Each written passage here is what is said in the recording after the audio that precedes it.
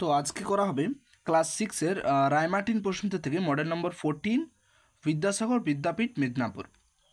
দেখো প্রথমে কি বলেছে, আচ্ছা এটা হচ্ছে আইসক্রিম ম্যান, এটা হচ্ছে স্মার্ট আইসক্রিম থেকে দিয়েছে এটা, ঠিক আছে। দেখো প্রশ্নগুলো, where did the ice cream man park the van, মানে আইসক্রিমওয়ালাটা কোথায় তার গাড়িটিকে দাঁড় করিয়ে রাখতো। দেখো কি হবে, the ice cream man park the van outside the school, স্কুলের বাইরে আইসক্রিম ম্যানটা তার গাড়িটাকে পার্ক করে রাখতো বা দাঁড় করিয়ে রাখতো। পরে what made the narrator laugh, কোন জিনিসটা লেখককে হাসিয়ে তুলেছিল। দেখো কী হবে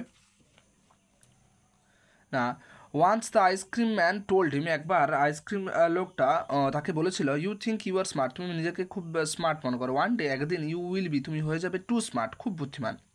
দেন দ্য ন্যারেটর লাভড, তখন হচ্ছে আমাদের হচ্ছে লেখক হেসেছিলেন অ্যান্ড ওয়াকড আপ, এবং হেঁটে বেরিয়ে গিয়েছিলেন। পরে টু হুম, কার কাছে ডিড দ্য আইসক্রিম ম্যান, আমাদের আইসক্রিম লোকটা গিভ, মানে কাকে আর কি দিত ফ্রি আইসক্রিম, বিনামূল্যে আইসক্রিম, কাকে দিত বিনামূল্যে আইসক্রিম। দেখো কি বলেছে, the ice cream man always gave free ice cream to kids who had no money, এই আইসক্রিমওয়ালা মানে মিস্টার পেপি সবসময়তে সেই সব বাচ্চাদেরকে ফ্রি আইসক্রিম দিত যাদের কাছে কোনো টাকা ছিল না। পরে পরে কী বলেছে, how did the speaker know, কীভাবে বক্তা জানতে পেরেছিল that mister Peppy was a soft hearted person, যে মিস্টার পেপি ছিল একজন নরম মনের মানুষ। দেখো mister Peppy was a soft hearted person, mister Peppy ছিল একজন নরম মনের মানুষ, বিকজ কারণ কি he was always giving free ice cream, কারণ সে সর্বদাই দিত বিনামূল্যে আইসক্রিম টু কিডস বাচ্চাদেরকে, হু হ্যাড নো মানি যাদের কাছে কোনো টাকা নেই, অ্যান্ড অলসো এবং এছাড়াও হি ফিল্ড সরি, সে দুঃখ অনুভব করতো ফর পুয়ার পিপল, দরিদ্র লোকেদের জন্য, আর এটাই কারণ তার সফট হার্টেড হওয়ার, ঠিক আছে। পরে describe all different types of ice creams of mister Peppy, mister পেপির বিভিন্ন ধরনের আইসক্রিমগুলির বর্ণনা দাও। দেখো কী হবে, different types of ice creams of mister Peppy আর কি, apple, banana, cherry and mango and blackberry, watermelon and about 50 other flavours, ঠিক আছে। ট্রু ফলস করতে বলেছে, the ice cream man sold only one kind of ice cream, ice cream দোকানিটা বা ice cream লোকটা শুধুমাত্র এক ধরনের আইসক্রিম বিক্রি করতো, একদম ফলস। পরে the ice cream man was unkind, লোকটি দয়ালু ছিল না, ঠিক আছে, ব্যাস তাহলে এটা ফলস, সফট হার্টেড ছিল। The ice cream man gave ice creams to poor kids, ice cream দোকানি মানে মিস্টার পেপি দরিদ্রদেরকে হচ্ছে আইসক্রিম দিত অ্যাট ফ্রি অফ কস্ট, একদম ঠিক, true. The ice cream man dislike the narrator, লোকটা লেখককে ঘৃণা করতো, একদম ঠিক। The ice cream man felt sorry for poor, একদম ঠিক, এটা হচ্ছে দরিদ্র লোকেদের জন্য কষ্ট অনুভব করতো, একদম ঠিক। পরে কমপ্লিট দ্য ফলোইং সেন্টেন্সেস দিয়েছে, mister Peppy once told the narrator, mister Peppy একবার লেখককে বলেছিল কি, সেই একই কথা, you think you are smart, one day you will be too smart. পরে mister Peppy was always giving free ice cream to, একটু আগেই বলে এলাম কাদেরকে দিত ফ্রি আইসক্রিম, না দেখো who had the kids who had no money, সেই সব ছেলেদেরকে যাদের কোনো টাকা ছিল না। ইট অল স্টার্টেড, এটা সমস্ত কিছু শুরু হয়েছিল, দেখো দ্য আইসক্রিম ম্যান, এটা ম্যানটা নিচে আছে, এখানে তীরচিহ্ন দিয়ে লেখা হয়েছে the ice cream man mister peppy, আচ্ছা অবশ্যই এটার উত্তরটা প্রথমে আছে, দেখো it all started with the ice cream man mister peppy. Next পরে দেখো কবিতা দিয়েছে দ্য ব্লাইন্ড বয়, চলো প্রশ্ন এদিকে আছে, কি বলেছে দেখো। প্রথম প্রশ্ন বলেছে what is the name of the above poem, এই উপরের উপরোক্ত কবিতাটির হচ্ছে নাম কি। দেখো কি হবে, the name of the above poem is the blind boy, আর কে লিখেছে কলিসিবার, মনে রাখবে নামটা। পরে by what does the blind boy identify the sun, কীভাবে বা কিসের দ্বারা অন্ধ ছেলেটা সূর্যটাকে শনাক্ত করতে পারত। দেখো কি উত্তর হবে, the blind boy identifies the sun by the warmth, উষ্ণতার দ্বারা, হি ফিলস, যেটা সে অনুভব করে অন স্কিন, তার ত্বকের ওপরে। পরে how does the boy know, কীভাবে ছেলেটা জানতে পারে whether it is day or night, যে এখন এটা দিন না রাত। দেখো কী হবে উত্তর, দ্য বয়েজ নোজ ইট, ছেলেটা এটা জানতে পারে ইট is day or night bye his own activities, তার নিজের কাজকর্মের দ্বারাই জানতে পারে। ইট ইজ নাইট, এটা রাত, হোয়েন হি স্লিপ, যখন সে ঘুমায়, অ্যান্ড ডে, এবং এটা দিন, হোয়েন হি ইজ অ্যাওয়েক, যখন সে জেগে থাকে, অ্যান্ড প্লেস, এবং খেলাধুলা করে। পরে পরে কমপ্লিট দ্য ফলোইং সেন্টেন্সেস দিয়েছে, দেখো পিপল সে দ্য সান, লোকেরা বলে দ্য সান কী হবে না, দ্য সান, দেখো এখানে দেওয়া হচ্ছে সায়েন্স ব্রাইট। পরে blind boys day or night, অন্ধ ছেলেটা দিন আর রাত কি না, when ever is slip or play, যখনই সে খেলে আর ঘুমায় তখনই দিন ওর রাত। পিপল টক অফ ওয়ান্ডারাস কি একটাই মাত্র ওয়ার্ড হচ্ছে পিপল টক অফ ওয়ান্ডারাস থিংস।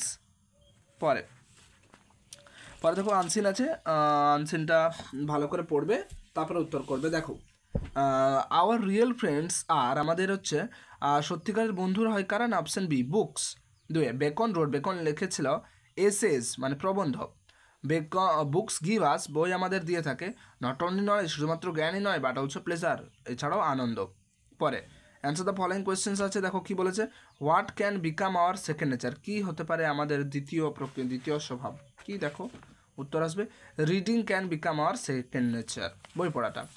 পরে what makes a full man, কোন জিনিসটা একটা সম্পূর্ণ মানুষ তৈরি করে, দেখো কী হবে reading makes a full man. পরে হু ওয়াজ বেকন, বেকন কে ছিলেন, দেখো কী হবে Bacon was a English essayist, Bacon ছিলেন একজন ইংরেজি প্রবন্ধ বিশারদ।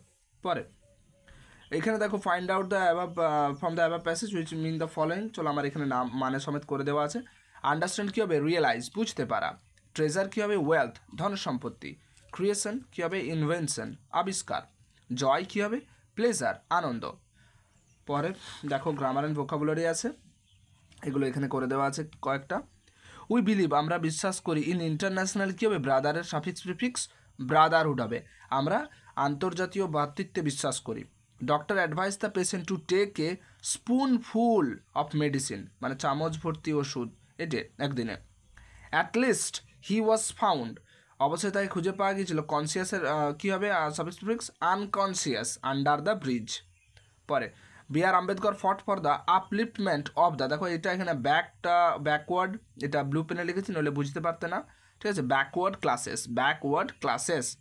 পরে এখানে দেখো মিনিংফুল সেন্টেন্স লিখতে বলেছে, ঠিক আছে ওই আমাদের যেগুলো আর কি কাইন্ডস অফ সেন্টেন্স আমরা করে থাকি বলে থাকি সেগুলোর আর কি।